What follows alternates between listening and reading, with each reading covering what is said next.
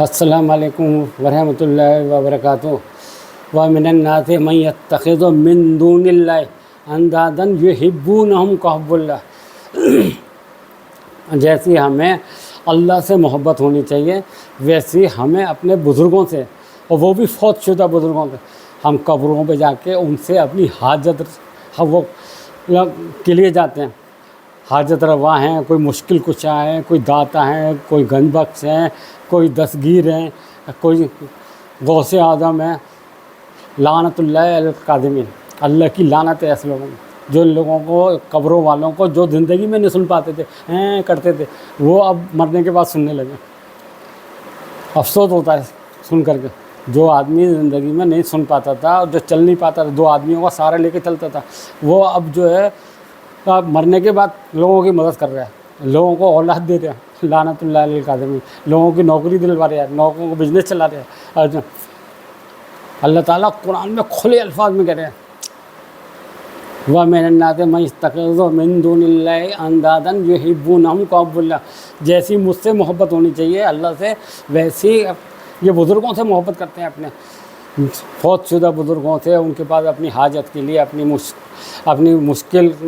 مشکل کشا سمجھتے ہیں، ان کو حاجت روا سمجھتے ہیں، دستگیر سمجھتے ہیں، داتا سمجھتے ہیں ان سے۔ اور یہ بزرگوں کی محبت کی وجہ سے اللہ تعالیٰ نے قوم نوح کو برباد کر دیا۔ قوم نوح کو جو ہوا ہے، جو ان کے ودا، سوا، یعوقا، یعوسا، نصرہ، جو یہ بزرگ تھے، یہ آدم علیہ السلام کے بیٹے تھے اور بہت عبادت گزار تھے۔ جب یہ ان کا انتقال ہو گیا تو لوگ بہت غمزدہ رہنے لگے۔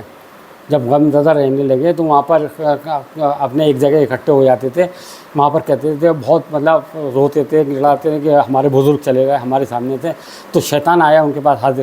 پہلے شیطان انسان کی شکل میں آ جاتا تھا، شیطان حاضر ہوا اور اس نے ان کو رائے دی کہ بھائی آپ لوگ بہت پریشان ہوتے ہیں، میں دیکھتا ہوں آپ لوگ یہاں پر اب جمع ہوتے ہیں اور اپنے بزرگوں کو یاد کرتے ہیں، تو کہ بزرگوں کا اب دیکھیے انجام کیا ہوا۔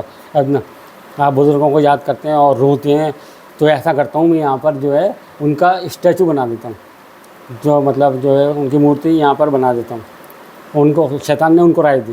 دیکھیے شیطان کیسے بھڑکاتا ہے، اور کیسے اللہ تعالیٰ نے اسی لیے قرآن میں کہا جگہ جگہ کہ شیطان تمہارا کھلا دشمن ہے۔ ان لکم عدو من یا ایھا الذین آمنوا ادخلوا فی السلم کافۃ ولا تتبعوا خطوات الشیطان انہ لکم عدو مبین۔ شیطان تو کھلا دشمن ہے، وہ برائی کا حکم کرتا ہے اپنے، تو اس لیے ہم لوگ سمجھ وہ پھر وہاں پر جو ہے الغرض شیطان نے ان کو کہا کہ میں تمہیں ایک اسٹیچو بنا دیتا ہوں، تو انہوں نے کہا ٹھیک ہے بنا دو، تو اسٹیچو بنا دیا، تو وہاں سے شروع ہو گئی جو بتوں کی جو عبادت ہے وہ وہاں سے شروع ہو گئی۔ اب وہ اسٹیچو بن کے تیار ہو گئے۔ اب وہ روزانہ وہاں پر آتے تھے، وہاں پر ظاہر سی بات ہے پھر نئی نئی رسمیں نکلتی ہیں۔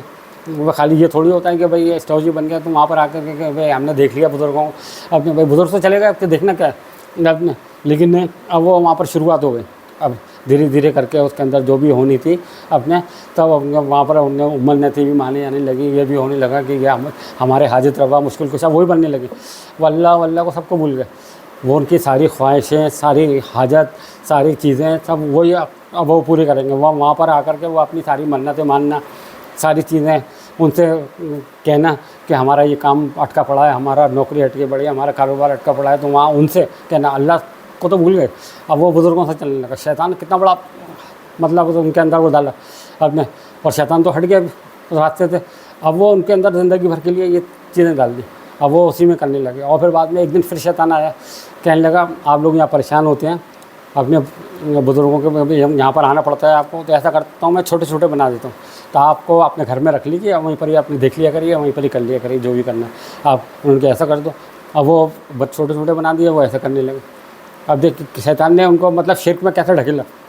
آدم علیہ السلام کے جو بیٹے تھے اپنے ودا، سوا، یعوقا، یعوسا، نصرہ، وہ بہت بزرگ تھے، اللہ کی عبادت کرنے والے تھے۔ اور ان کی کیا کرنے لگے بعد میں، تو وہ ان کی ایک طریقے سے عبادت کرنے، وہ ان کی عبادت کرنا، اللہ کی عبادت کو چھوڑ کر کے انہیں کی عبادت کرنے لگے۔ ان کے راستے پہ تو چلے نہیں بھائی. جو اللہ کی وہ عبادت کرتے تھے, وہ اللہ کو آپ سے مانگنا ہوتا تھا, جو بھی ہوتا تھا, جو بھی نماز جو بھی پڑھتے, جو اللہ نے ان کو اس وقت حکم دیا ہوگا وہ کرتے تھے, وہ تو بھول گئے. اب انہیں سے وہ اپنی حاجت پوری کرنے لگے. وہ سمجھنے لگے یہی ہے ہماری حاجت پوری کرنے والے. تو شیطان دیکھیے کہاں لے جاتا ہے انسان کو. اور پھر اللہ تعالیٰ نے ان کے اندر نبی پیدا کرے, نوح علیہ السلام. نوح علیہ السلام اٹھتے بیٹھتے سوتے جاگتے ہر طرح سے قوم سورت نوح کے اندر اللہ ان کا بیان ہوا ہے کہ انہوں نے ہر طرح سے سمجھایا, زور سے سمجھایا, آہستہ سے سمجھایا, بٹھا کے سمجھایا, پیار سے سمجھایا, ہر طرح جیسے بھی کوشش. 950 سال تک تبلیغ کری آپ نے, 950 سال. اتنا بگاڑ آ چکا تھا کہ آپ نے 950 سال تبلیغ کری, صرف 70-80 آدمی کے علاوہ کوئی بھی ایمان نہیں لایا. 70-80 آدمی صرف ایمان لے کے آئے. 70-80 آدمی کے بعد میں کوئی ایمان ہی نہیں لایا. اور تو اللہ تعالیٰ کو پھر جب بہت پریشان ہو گئے تو انہوں نے اللہ تعالیٰ سے پھر تب بد دعا کری. اور انہوں نے بیچ میں یہ بھی کہا بھائی تم اللہ سے معافی مانگو. تو وہ قلت استغفروا ربکم کان غفارا یرسل السماء علیکم مدرارا یمددکم باموال وبنین ویجعل لکم جنات ویجعل لکم انہارا. تو اللہ تعالیٰ تو انہوں نے لوگوں سے کہا کہ آپ توبہ استغفار کر لو, اللہ تمہارے گناہ بخش دے گا, تمہیں اولاد دے گا, تمہیں مال دے گا, تمہارے لیے بارشیں کرے گا, تمہارے لیے تم اچھی زندگی بنائے گا. تو ان کی بات نہیں مانی نوح علیہ السلام کی. اور اب ان کو مطلب جو اسی اٹکے رہے, بتوں کو اپنا پوچھتے رہے.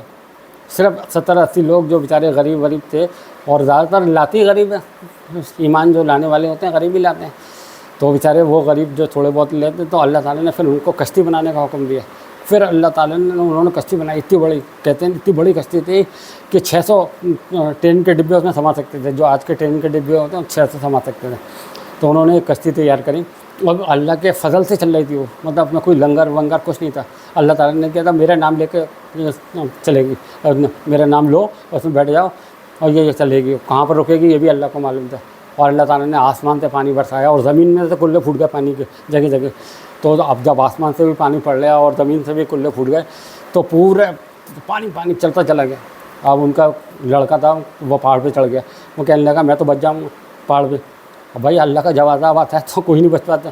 تو پانی چڑھتے چڑھتے وہاں تک پہنچ گیا, پہاڑ کی چوٹی پہ پہنچ گیا. وہ اللہ نے نوح علیہ السلام نے اللہ تعالیٰ سے التجا بھی کری, یہ اللہ میرا لڑکا ہے. انہوں نے کہا نہیں تیرا لڑکا نہیں ہے, اب یہ کفر میں داخل ہو چکا ہے, اب نے تو اس کے لیے بحث مت کر, نہیں تو تیری نبوت اتار دوں گا. تو انہوں نے پھر توبہ کر لی. انہوں نے کہا نہیں ٹھیک ہے, جو بھی اللہ آپ کی مرضی ہے آپ جانتے ہیں. تو اللہ تعالیٰ نے ان کو عذاب دیا, اور ان کی بیوی کو عذاب دیا اللہ تعالیٰ نے. تو اب بہت سے لوگ یہ کہتے ہیں کہ بھائی یہ دوسروں کو لوگ بار تعلیم کرتے ہیں دین کی, تو کہتے ہیں بھائی تو اپنے گھر میں دیکھو. بھائی جب نوح علیہ السلام کے گھر میں جو 900 سال تبلیغ کر رہے ہیں, تو پوری دنیا میں تبلیغ کر رہے ہیں, تو اپنے گھر میں تبلیغ نہیں کری ہوگی کیا انہوں نے, کہ اپنے گھر میں بھی بچوں کو نہیں بتایا ہوگا. تو اس لیے یہ کہنا تو غلط ہوتا ہے کہ آپ اپنے گھر میں دیکھو. اگر کسی کوئی آدمی اگر دین کے کام میں لگا ہوا ہے اور اس کی اولاد بگڑ رہی ہے, تو یہ نہیں کہنا چاہیے. تو اللہ تعالیٰ نے آخر ان کی قوم کو, پوری قوم کو غرق کر دیا, صرف 70-80 آدمی کو بچایا. تو یہ کہتا محبت, اپنے بزرگوں سے محبت. وہ بھائی اللہ تعالیٰ نے نبی بھی بھیجا اسی لیے کہ بھائی تم چھوڑو یہ سب چیزیں جو کر رہے ہو, تو ہمیں شیطان نے بگا دیا. تو اب تمہاری اصلاح کے لیے پیغمبر آ گئے نوح علیہ السلام. تو بھائی ان کا کہنا مانو نا, نہیں ان کا کہنا نہیں مانا اب نہیں, لیکن وہ شیطان کے راستے پہ چلتے رہے. تو یہ جب بگاڑ آتا, اور یہ اب ہمارے یہاں بھی چل رہا ہے, صرف 5% لوگ نماز پڑھتے ہیں, پتہ نہیں کس کی راہ پہ چل رہے ہیں. ہمارے پیارے نبی کے وقت میں منافق بھی نماز پڑھنے آتا تھا. ہم منافق سے بھی بدتر ہو چکے ہیں, ہماری زندگیاں منافق سے بدتر ہو چکی ہیں. اور ہم کہتے ہیں اللہ کا عذاب, اللہ کا عذاب نہیں آئے گا تو کیا آئے گا, اللہ کی رحمت آئے گی. 5% اللہ کا عذاب رک جائے گا. دنیا بھر کی جو موم لنچنگیں ہو رہی ہیں, دنیا بھر کے جو جگہ جگہ مسلمانوں کو ٹارگیٹ کرایا جا رہا ہے, مارا جا رہا ہے, جو مطلب پوری دنیا میں کیا حال ہے, سیریہ سے لے کے ہر جگہ آپ دنیا میں ہر کونے میں چلے آؤ, کیا حال ہے مسلمانوں میں. اپنے 15-20 سال میں کم سے کم 1-1.5 کروڑ مسلمان مارا جا چکا ہے, وہ بھی سننے.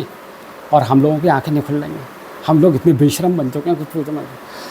ہم لوگوں کی ہم دیکھ ہی نہیں رہے ہیں کہ مطلب جو اللہ کا جو حکم ہے نماز, ہم کو چھوڑے بیٹھے ہوئے, کچھ بھی نہیں کرنا چاہنا, نہ نماز نہ روزہ, ذلیل بن چکے ہیں. اللہ نے جب قوم نوح کو برباد کر دیا, جب انہوں نے بد دعا کری کہ یا اللہ ایسے لوگوں کو تو رہنا ہی بیکار ہے, ان کو تو ختم کر کسی طرح کا, اگر یہ بچیں گے تو آنے والی نسلوں کو خراب کریں گے. اللہ نے پوری قوم کو ہی غرق کر دیا.